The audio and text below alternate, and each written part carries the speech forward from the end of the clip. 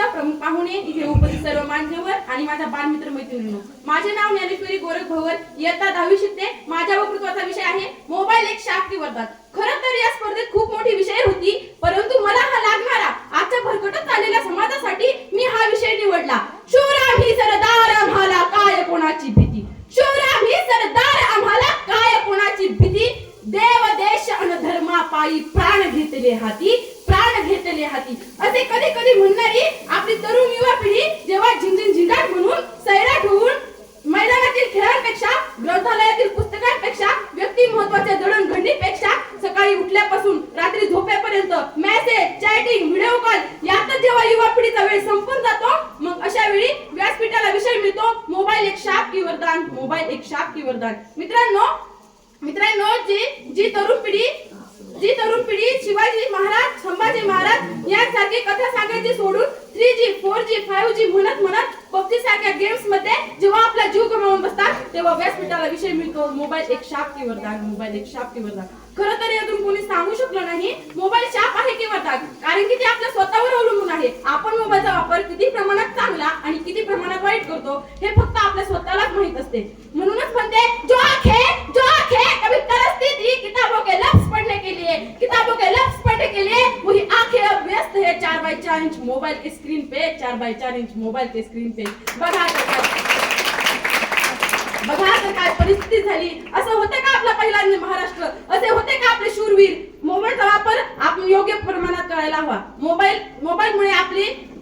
मोबाईलमुळे आपली प्रगती ही वाढली आहे. मोबाईलमुळे आपल्याला कोणत्याही जगातील कानाकोपऱ्यातील बातमी समजून घेते. मोबाईलमुळे आपण कोणाशी संपर्क साधता येतो. मोबाईल हा एक माहितीचा खजिना बनला आहे, परंतु आपण मोबाईलचा वापर तसा करत नाही. मोबाईलचा आपण दुरुपयोग करतो.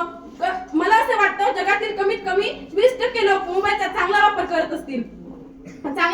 असतील, कारण की मी युट्यूबवर एक शॉर्ट्स पाहिली. ते म्हणजे जगाचे प्रसिद्ध असे शास्त्रज्ञ लोकमान्य टिळक यांचे पूर्ण नाव काय, चुकून हुकून 1-2 कमेंट आल्या. परंतु त्याच वेळी 11 मे 2021 रोजी रिलीज झालेल्या राधेश्याम मूवीचा ऍक्टर कोण ही शॉर्ट पाहतात दनादन रिप्लाय येऊ लागले. मला यावरून तुम्हाला सांगायची गरज नाही आता युवक मोबाईलचा किती प्रमाणात चांगला आणि किती प्रमाणात वाईट वापर करतो. एवढासा मोबाईल झाला सर्वांचाच लाडका, माणूसच माणसाजवळ असून झाला बोलण्यासाठी पोरका.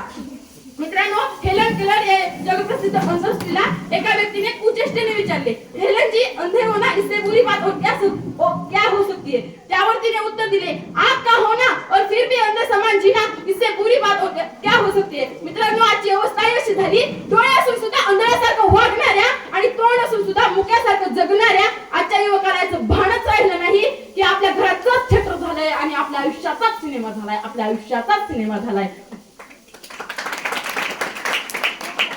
याशिवाय अतिउत्साहात दरीखोऱ्याच्या टोकाला जाऊन, धबधब्याजवळ जाऊन सेल्फी फोटो काढून कायमचे फोटो करणारे आजचे महाभाग आणि ज्या युवकाच्या हातामध्ये देशाचं भविष्य असतं त्यांचा टार्गेट असतं फक्त आणि फक्त 1.5 GB डाटा संपवणं. बघा तर काय परिस्थिती झाली. मला असं वाटतं या तरुणांच्या हातामध्ये रामायण, महाभारत, भगवद्गीता दिली ना, यांचं आयुष्य आणि देशाचं भविष्य उज्ज्वल झाल्याशिवाय राहणारच नाही. म्हणून मी शेवटी दादा तुम्हाला एक कविता सादर करून दाखवते. मोबाईलमुळे जग नक्कीच जवळ आलं.